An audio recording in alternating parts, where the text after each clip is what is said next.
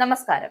ലോകത്തിലെ പ്രധാന സമുദ്രപാതയായ ഹോർമുസ് കടലിടുക്കിൽ അമേരിക്ക ഏർപ്പെടുത്തിയിരിക്കുന്ന നാവിക ഉപരോധം പിൻവലിക്കുന്നതായി പ്രഖ്യാപിച്ചിരിക്കുകയാണ് മറ്റാരുമല്ല, അമേരിക്കൻ പ്രസിഡന്റ് ഡൊണാൾഡ് ട്രംപ്. തന്റെ സോഷ്യൽ മീഡിയ പ്ലാറ്റ്ഫോമായ ട്രൂത്ത് സോഷ്യലിലൂടെയാണ് ട്രംപിന്റെ ഈ പ്രഖ്യാപനം എത്തിയത്. ഇറാനും അമേരിക്കയും തമ്മിലുള്ള സമാധാന കരാർ സംബന്ധിച്ച ചർച്ചകൾക്കൊടുവിലാണ് ട്രംപിന്റെ ഈ പ്രഖ്യാപനം വന്നത് എന്ന കാര്യം ശ്രദ്ധേയമാണ്. ഉപരോധം കാരണം കടലിടുക്കിൽ കുടുങ്ങിക്കിടക്കുന്ന കപ്പലുകൾക്ക് ഇനി സ്വന്തം നാടുകളിലേക്ക് മടങ്ങാനുള്ള നടപടികൾ ആരംഭിക്കാം എന്നാണ് ട്രംപിന്റെ വക അറിയിപ്പെത്തിയത്. ഉപരോധം പിൻവലിക്കുന്നതിനായി ഇറാൻ ട്രംപ് കർശന നിർദ്ദേശങ്ങൾ, അതായത് ഉപരോധം കുറെ നാളായി നിലനിൽക്കുന്ന ഈ ഉപരോധം പൂർണ്ണമായും പിൻവലിക്കുന്നതിനായി ഇറാന് ട്രംപ് കർശന നിർദ്ദേശങ്ങൾ മുന്നോട്ട് വെച്ചിട്ടുണ്ട് എന്നാണ് പുറത്തുവരുന്ന റിപ്പോർട്ട്.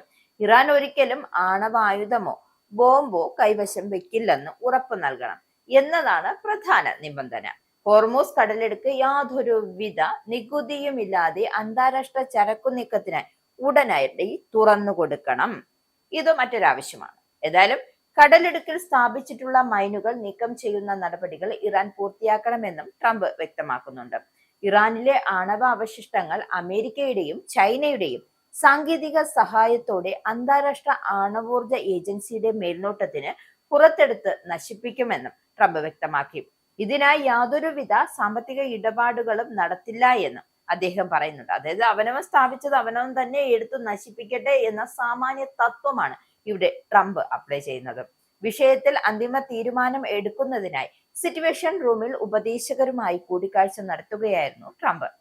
കരാറിന്റെ അന്തിമ പ്രഖ്യാപനം ഞായറാഴ്ച ഉണ്ടായിരിക്കും എന്നാണ് പുറത്തുവരുന്ന സൂചന.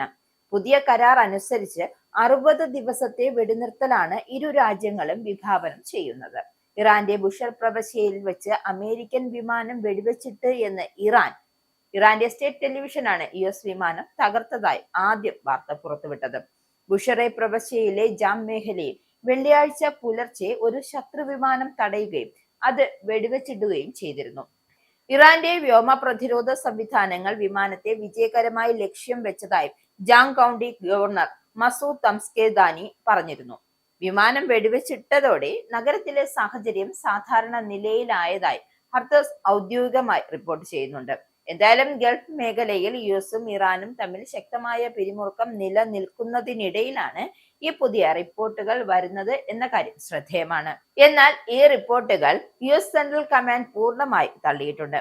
മേഖലയിൽ അമേരിക്കൻ വിമാനങ്ങളൊന്നും തന്നെ തകർക്കപ്പെട്ടിട്ടില്ല എന്നും തങ്ങളുടെ എല്ലാ വ്യോമ ആസ്തികളും സുരക്ഷിതമാണ് എന്നാണ് US ഉദ്യോഗസ്ഥർ വ്യക്തമാക്കിയിരിക്കുന്നത്. ഇറാൻ മാധ്യമങ്ങൾ നൽകുന്ന വാർത്തകൾ തെറ്റാണെന്ന് സെൻട്രൽ കമാൻഡ് എക്സിലൂടെ വ്യക്തമാക്കിയിട്ടുണ്ട്. അതേസമയം മേഖലയിൽ ഇറാനും അമേരിക്കയും തമ്മിലുള്ള പിരിമുറുക്കം വീണ്ടും വർദ്ധിച്ചിരിക്കുകയാണ്. ഹോർമൂസ് കടലിടുക്കിനു സമീപം US-ഉമായി ബന്ധമുള്ള കപ്പലുകൾ ഉൾപ്പെടെ 4 കപ്പലുകളെ ഇറാൻ റവല്യൂഷണറി ഗാർഡ്സ് ലക്ഷ്യം വെച്ചതായാണ് റിപ്പോർട്ട്. ഇതിന് പിന്നാലെ ഇറാന്റെ സൈനിക ആവശ്യങ്ങൾക്കായി ഉപയോഗിക്കുന്ന എണ്ണ വ്യാപാര ശൃംഖലയ്ക്കെതിരെ അമേരിക്ക പുതിയ ഉപരോധങ്ങൾ ഏർപ്പെടുത്തി.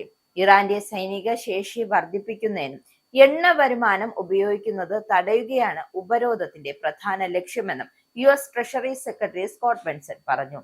ഇറാന്റെ ബുഷറെ പ്രവിശ്യയിൽ വെച്ച് അമേരിക്കൻ വിമാനം വെടിവെച്ചിട്ട് എന്ന് ഇറാന്റെ സ്റ്റേറ്റ് ടെലിവിഷനാണ് US വിമാനം തകർത്ത കാര്യം ആദ്യം റിപ്പോർട്ട് ചെയ്തത്. ബുഷറെ പ്രവിശ്യയിലെ ജാം മേഖലയിൽ വെള്ളിയാഴ്ചയായിരുന്നു സംഭവം നടന്നത്. എന്തായാലും വിമാനം വെടിവെച്ചിട്ടതോടെ നഗരത്തിലെ സാഹചര്യം എല്ലാം സാധാരണ നിലയിലായി എന്നുള്ള കാര്യങ്ങളുമുണ്ട്. എന്തായാലും അതേസമയം മേഖലയിൽ ഇറാനും അമേരിക്കയും തമ്മിലുള്ള പിരിമുറുക്കം വീണ്ടും വർദ്ധിച്ചിരിക്കുകയാണ്. ഹോർമൂസ് കടലിടുക്കിന് സമീപം US-ഉമായുള്ള ബന്ധമുള്ള കപ്പലുകൾ ഉൾപ്പെടെ 4 കപ്പലുകൾ ഇറാൻ റവല്യൂഷണറി ഗാർഡ് ലക്ഷ്യം വെച്ചതായി റിപ്പോർട്ടുണ്ട്. ഇതിന് പിന്നാലെ ഇറാന്റെ സൈനിക ആവശ്യങ്ങൾക്കായി ഉപയോഗിക്കുന്ന എണ്ണ വ്യാപാര ശൃംഖലയ്ക്കെതിരെ അമേരിക്ക പുതിയ ഉപരോധങ്ങൾ ഏർപ്പെടുത്തിയിട്ടുണ്ട്.